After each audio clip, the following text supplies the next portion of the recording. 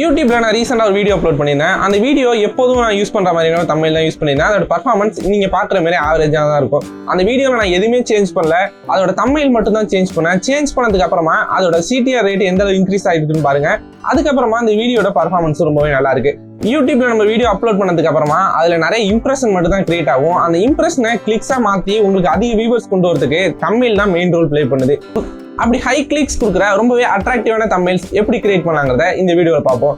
இந்த வீடியோ போறதுக்கு முன்னாடி நான் யூடியூப்ல நிறைய சர்ச் பண்ணி பார்த்தேன், ப்ரொஃபஷனலா எப்படி தமிழ் மேக் பண்றதுன்னு. அதுக்கு நிறைய இங்கிலீஷ்ல தான் வீடியோ இருந்துச்சே தவிர தமிழ்ல ஒரு சில வீடியோ மட்டும் தான் இருந்துச்சு. நிறைய வீடியோ வந்து மொபைல் போன்ல எப்படி தமிழ் கிரியேட் பண்றது, ரொம்பவே சீக்கிரமா எப்படி தமிழ் கிரியேட் பண்றது தான் இருந்துச்சே தவிர ஒரு ப்ரொஃபஷனலான டுட்டோரியல் நிறைய இல்ல, ஒரு சில இது மட்டும் தான் இருந்துச்சு.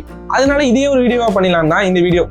இந்த வீடியோல எப்படி நம்ம அட்ராக்டிவான ஹை குவாலிட்டி தமிழ் எப்படி மேக் பண்ணலாங்கிறத எல்லா டுட்டோரியலும் இருக்கும். ஒரு சில சீக்ரெட்டான ட்ரிக்ஸ் மட்டும் இந்த வீடியோல இருக்காது. அது தெரிஞ்சுக்கணும்னா இந்த வீடியோக்கு 100 லைக் கொடுங்க. இந்த வீடியோ எப்போ 100 லைக் ரீச் ஆகுதோ அதுக்கப்புறம் நான் அந்த வீடியோ அப்லோட் பண்றேன். இப்போ ரொம்ப பேசாம வீடியோக்குள்ள போலாம். இந்த தமிழ் நான் எடிட் பண்றதுக்கு போட்டோஷாப் ஆப் தான் யூஸ் பண்ண போறேன்.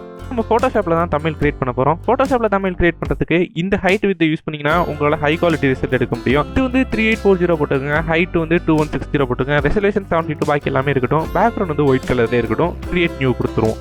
நியூ ஃபைல் கிரியேட் பண்ணிப்போம். அதுக்கப்புறமா நீங்க எடிட் பண்ற இமேஜ் எல்லாத்தையும் மேல இம்போர்ட் பண்ணிக்கங்க.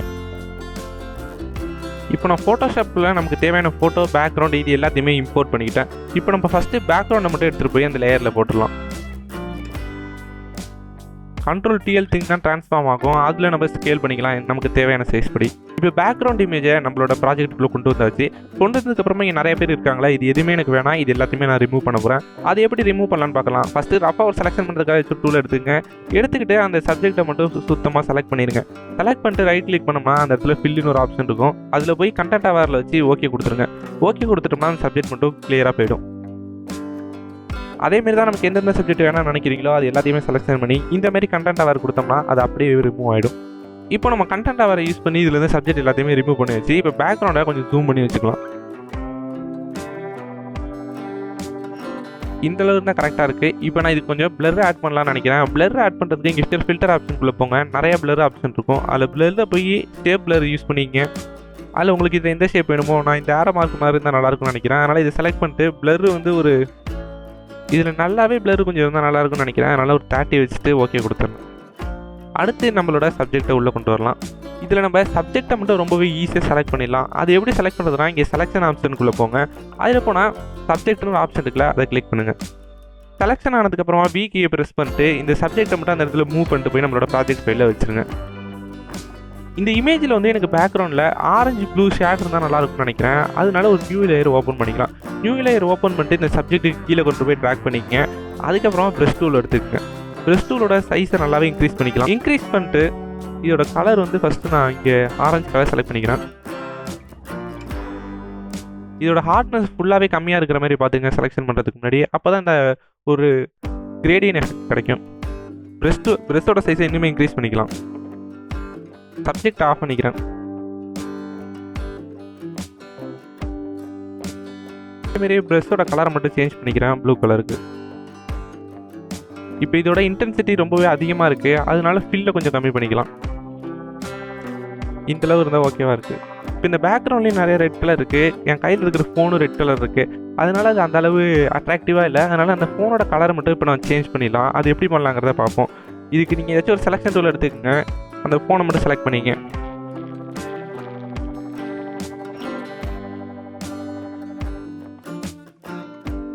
இப்போ நம்ம செலக்ஷன் பண்ணியாச்சு. செலக்ஷன் பண்ணதுக்கப்புறமா அந்த செலக்ஷனை மட்டும் டூப்ளிகேட் பண்ணுறதுக்கு Ctrl+J ப்ரெஸ் பண்ணிங்கன்னா செலக்ஷன் மட்டும் டூப்ளிகேட் ஆகிடும். இப்போ நம்ம அந்த ஃபோனை மட்டும் செலக்ட் பண்ணியாச்சு. இப்போ இந்த ஃபோனோட கலரை சேஞ்ச் பண்ணுறதுக்கு அந்த டூப்ளிகேட் எடுத்து வச்சுருக்கோம்ல ஃபோன், அந்த லேயரை செலக்ஷன் பண்ணிங்க. செலக்ட் பண்ணிட்டு இங்கே ஒரு ஆப்ஷன் இருக்குல்ல, அதை கிளிக் பண்ணுங்கள். கிளிக் பண்ணோம்னா அந்த இடத்துல ஹியூ சேச்சுரேஷன் ஒரு ஆப்ஷன் இருக்கும். அதை கிளிக் பண்ணிவிட்டு உங்களுக்கு என்ன கலர் வேணுமோ அதை சேஞ்ச் பண்ணிக்கலாம். இந்த ஃபோன் வந்து க்ரீன் கலராக இருந்தால் நல்லாயிருக்கும் அப்படின்னு நினைக்கிறேன். அதனால் க்ரீன் கலர் செலக்ட் பண்ணிக்கலாம். இப்போ நம்ம சேஞ்ச் பண்ணியிருக்கிற க்ரீன் கலர் வந்து எல்லா இமேஜ்லையுமே அஃபெக்ட் ஆகிருக்கு. அதுக்கு நம்ம என்ன பண்ணணும்னா நம்ம ஹியூ சேச்சுரேஷன் ஒரு புதுசாக ஒரு லேயர் கிரியேட் ஆகிருக்குல்ல, அந்த இடத்துல ரைட் கிளிக் பண்ணி மெர்ஜ் டவுன் கொடுங்க. மெர்ஜ் டவுன் கொடுத்தோம்னா அந்த ஃபோனில் மட்டும் தான் அஃபெக்ட் ஆகும். இப்போ இந்த இமேஜை நான் கொஞ்சம் கலர் கிரியேட் பண்ணணும்னு நினைக்கிறேன். கலர் கிரியேட் பண்ணுறதுக்கு கேமரா ஃபில்டரை யூஸ் பண்ணிப்போம். கேமரா ஃபில்டரை யூஸ் பண்ணுறதுக்கு அந்த நமக்கு எதை கலர் கிரியேட் பண்ணணும்னு நினைக்கிறோமோ அந்த லேயரை செலக்ட் பண்ணிட்டு ஃபில்டர் ஆப்ஷனுக்குள்ளே போங்க. அங்கே கேமரான்னு ஒரு ஃபில்டர் இருக்கும், அதை எனேபிள் பண்ணுங்கள். இது ஒரு சின்ன லைட் ரூம்னே சொல்லலாம். லைட் ரூமில் நம்மளால என்னென்ன ஆப்ஷன் யூஸ் பண்ணி இமேஜ் எடிட் பண்ண முடியுமோ மோஸ்ட் ஆஃப் த திங்ஸ் கேமராலே யூஸ் பண்ணிக்கலாம். ஃபஸ்ட்டு எக்ஸ்போசர் சூஸ் பண்ணிப்போம். எக்ஸ்போசர் கொஞ்சம் கம்மியாக இருந்தாலும் நல்லாயிருக்கும். அந்த மாதிரி உங்களுக்கு என்னென்ன அட்ஜஸ்ட்மெண்ட் வேணுமோ அதை அட்ஜஸ்ட் பண்ணிடுங்க. இப்போ இந்த க்ரீன் கலருக்கு மேட்சா இந்த சப்ஜெக்ட்டை சுற்றி ஒரு க்ரீன் கலர் க்ளோர் தான் நல்லா இருக்கும்னு நினைக்கிறேன். அதுக்கு என்ன பண்ணால் டபுள் டேப் பண்ணுங்க. டபுள் டேப் பண்ணோடனே அந்த இடத்துல அவுட் சைட் க்ளோன்னு ஒரு ஆப்ஷன் இருக்குல்ல, லாஸ்ட்டாக அதை செலக்ட் பண்ணுங்க. இதில் இருக்கிற ஸ்லைடரை யூஸ் பண்ணி அதோட சைஸ் ஸ்ப்ரெட் எல்லாத்தையுமே நம்மளால கண்ட்ரோல் பண்ணிக்க முடியும். நான் சைஸ் கொஞ்சம் கம்மி பண்ணிக்கிறேன். இப்போ நான் அந்த ஃபோனை பார்த்துட்டு இருக்க மாதிரி இருக்கு. இந்த ஃபோன்லேருந்து கொஞ்சம் வெளிச்சம் வந்து மூஞ்சில பாடுற மாதிரி இருந்தால் அது இன்னுமே சூப்பராக இருக்கும். இப்போ அந்த எஃபெக்ட்டை எப்படி கொண்டு வரலான்னு பார்க்கலாம். அதுக்கு ஒரு நியூ லேயர் கிரியேட் பண்ணிங்க. நியூ லேயர் கிரியேட் பண்ணிட்டு ப்ரஷ் டூல் எடுத்துருங்க. கலர் வந்து ஒயிட் யூஸ் பண்ணிட்டு ஓகே கொடுத்துருங்க.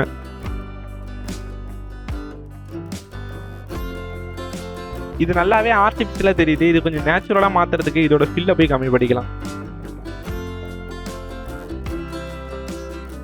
இப்போதைக்கு ஓரளவு நேச்சுரலாக அந்த ஃபோன்லேருந்து வெளிச்சம் வர மாதிரி இருக்குது. இதை நம்ம இன்னுமே கொஞ்சம் ஃபைன் டியூன் பண்ணுவோம்.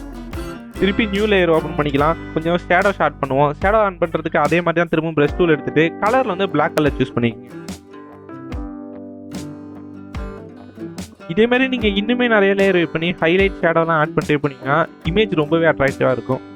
ஃபைனலாக எடிட் பண்ணி முடிச்சதுக்கப்புறமா டார்க் அண்ட் பேன் ஆட் பண்ணிப்போம். இருக்குல்ல அந்த டூலை யூஸ் பண்ணுங்கள். இல்லைனா ஷார்ட்கட் HJ இது யூஸ் பண்ணாலே போதும். டார்ஜிங்கிற ஆப்ஷன் வந்து நம்மளோட சப்ஜெக்ட்டுக்கு பிரைட்னஸ் ஆட் பண்ணும். பாண்ட் வந்து கொஞ்சம் ஷேடோ ஷார்ட் பண்ணும். ஓரளவு இந்த இமேஜ் எடிட் பண்ணி முடிச்சாச்சு. ஃபைனலாக டெக்ஸ்ட் ஆட் பண்ணலாம். தம்ப்நெயிலுக்கு நல்லா போல்டான ஃபாண்ட்டாக யூஸ் பண்ணுங்கள். அப்போ தான் அது ரொம்பவே அட்ராக்டிவாக இருக்கும்.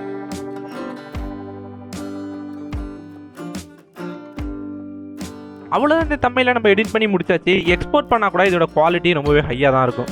வீடியோ பார்த்து முடிச்சதுக்கு அப்புறமா ஹை குவாலிட்டியான அட்ராக்டிவ் தம்ப்நெயில் எப்படி கிரியேட் பண்றதுங்கிறத தெரிஞ்சிருப்பீங்கிறத நம்புறேன். இந்த வீடியோவை மோஸ்ட்லி யூடியூபர்ஸ் மட்டும் தான் கிளிக் பண்ணி பார்த்துட்டு இருப்பீங்கன்னு நினைக்கிறேன். நீங்க உங்க வீடியோக்கு இதை பார்த்துட்டு தம்ப்நெயில் கிரியேட் பண்ணி சேஞ்ச் பண்ண போறீங்கன்னா அதுக்கு முன்னாடி இந்த வீடியோவை பார்த்து தம்ப்நெயில் கிரியேட் பண்ண கத்துக்கிட்டீங்கன்னா உங்க வீடியோல ஓல்டு தம்ப்நெயில் யூஸ் பண்ணி எத்தனை வியூஸ்ல இருக்குங்கிறத கமெண்ட் பண்ணுங்க. அதுக்கப்புறமா தம்ப்நெயில் சேஞ்ச் பண்ணதுக்கு அப்புறமா எத்தனை வியூஸ் இன்க்ரீஸ் ஆயிருக்குங்கிறதையும் கமெண்ட் பண்ணுங்க. இதை வச்சு மட்டும் தான் இந்த வீடியோ உங்களுக்கு ஹெல்ப்ஃபுல்லா இருந்துச்சா இல்லைங்கிறத நான் தெரிஞ்சுக்க முடியும்.